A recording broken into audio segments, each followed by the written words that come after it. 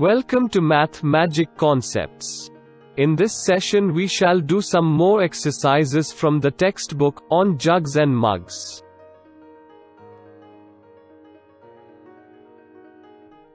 Sunaina and Jaspreet filled a jug, a mug, a glass, a bowl, and a pot with water measured using a cup. Guess which vessel holds the least water?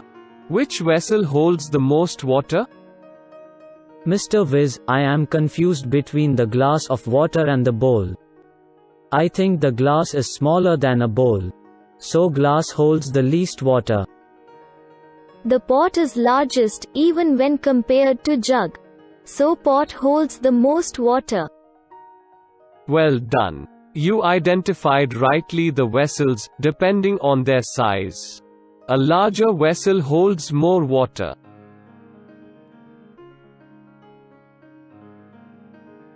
Mark the vessel which holds more water. In the first set we are comparing a bucket with a mug. Certainly bucket holds more water. In the second picture we are comparing a large pot with a smaller pot with narrow throat. The larger pot will hold more water. In the third example we are comparing cup with a saucer. Cup will hold more water than a saucer. In the fourth example we are comparing a smaller pot with a bigger vessel. The bigger vessel will hold more water compared to smaller pot. Excellent. Anil is a milkman. He gives the same amount of milk at Rani's house every day. He uses a mug 3 times to fill Rani's milk pot. One day Rani's mother gave her a different pot to take the milk. Every day Rani's pot would fill to the top. But today Rani found that the pot was not filled completely. Do you think Anil has given Rani less milk? Help her. Mr. Viz, Anil has used the same mug to measure milk that he used to bring daily. It is Rani who is using slightly bigger vessel to store milk. Since Rani is using bigger vessel, pot is not filled completely. So Anil has given the required quantity of milk. There is no need for Rani to worry.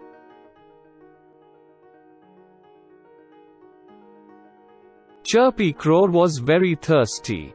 It looked everywhere but could not find water. Suddenly it saw a pitcher. When it tried to drink water, it found there was very little water in the pitcher. It saw pebbles lying nearby. It put the pebbles into the pitcher one by one. The water came up. Chirpy drank water and flew away.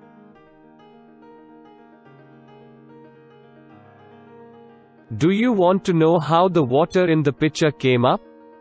Take a glass and fill half of it with water. Then you put marbles into it and raise the water level till it overflows. Count the marbles as you put them into water.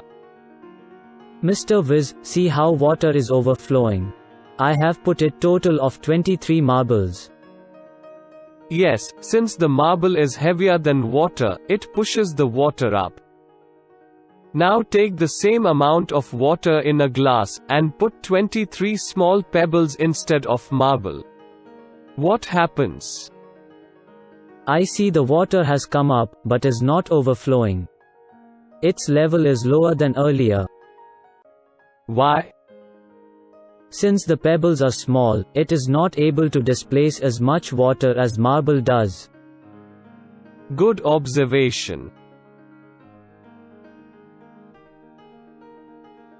Find out how much water is used in your house for each of the following. First activity is taking a bath. Usually I use 1 bucket of water. Second activity is washing clothes.